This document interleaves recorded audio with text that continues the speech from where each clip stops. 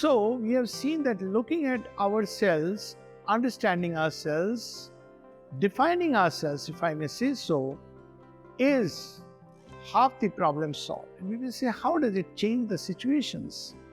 It may or may not change the situation, but it does change me, at least keeps me on track, the goal towards which I am moving.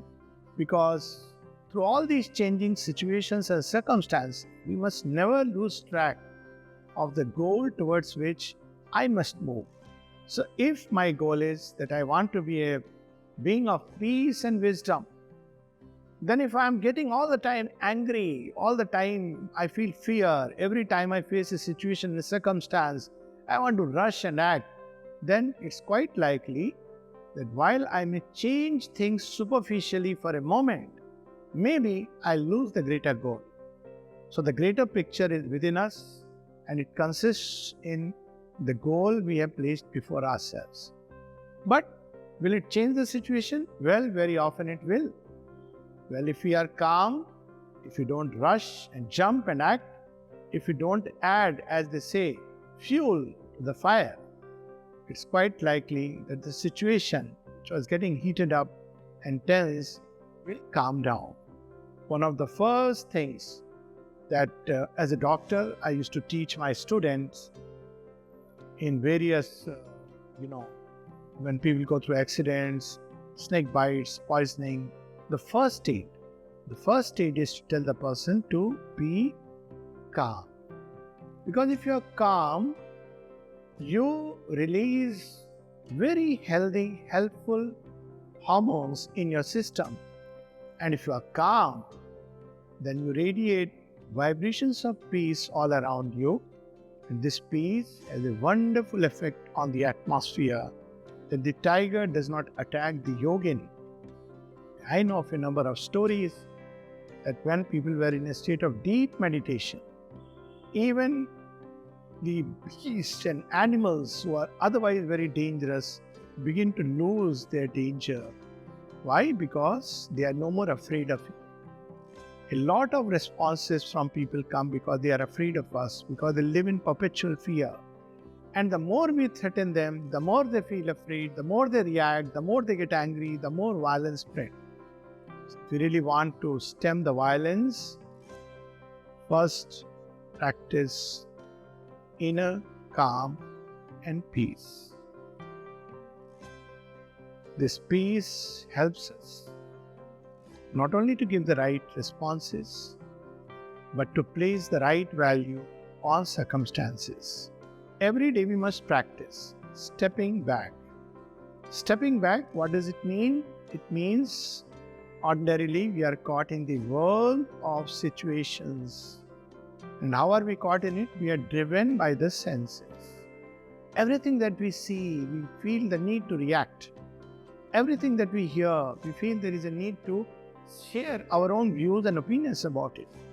But instead, if we just draw our consciousness a little behind this play of the senses which draws out, and practice stepping back, there is a little exercise we all can do. And an exercise is list 10 most important things in life which you really want to achieve.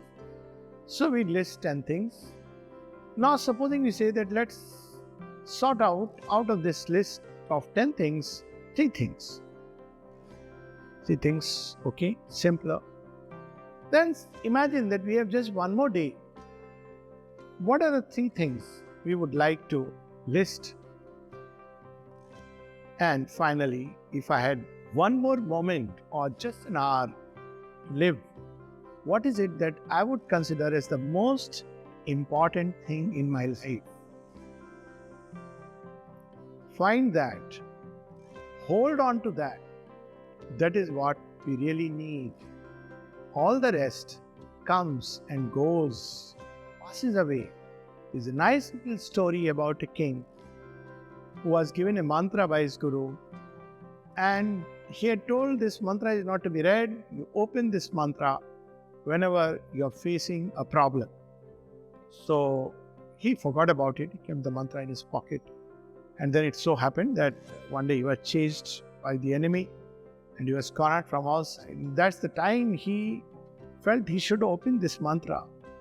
And the mantra was very simple, 4 words in English.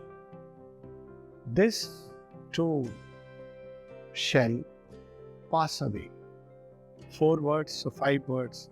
And he laughed, because in life, when we look at life, most of the things pass away. There are very few things of real importance, and those are things of perennial importance, and therefore, one thing all must do is to prioritize. Prioritize the problem. A lot of people have problems. Everybody has some problem or the other. But pick up those problems which are of real importance and try to work them out. Let's take a problem. There is a problem of, let us say, money. And people always want more and more money. Is that the problem? Well, most of us will say that's the problem.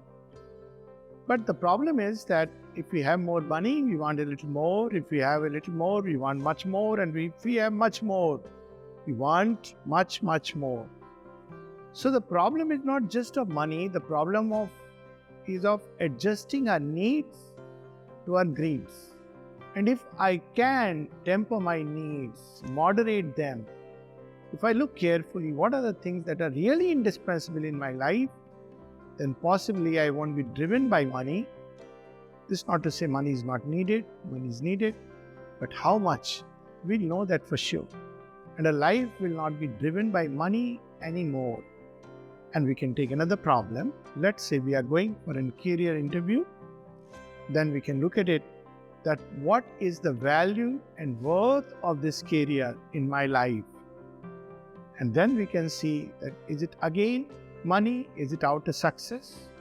Or is it an expression of myself? And if we look at a career as not just a job opportunity, but as a means of expressing myself, then we will be able to find alternate routes. One last example of alternate routes is, let's say that I want to do medicine.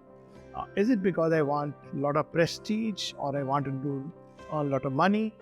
Well, whatever it be, I appear for an exams, and if I don't get qualified, those who want medicine for the sake of medicine, they get crestfallen. But supposing I look within and see that, well, perhaps I want to be a healer because I want to help the community. And then we will see that there are many avenues open. There are people who heal with medicines. There are people who heal with their words. There are people who heal with their silence, like the mystics. There are people who heal by the writings. So then we will see that a wide avenue of healing prospects open.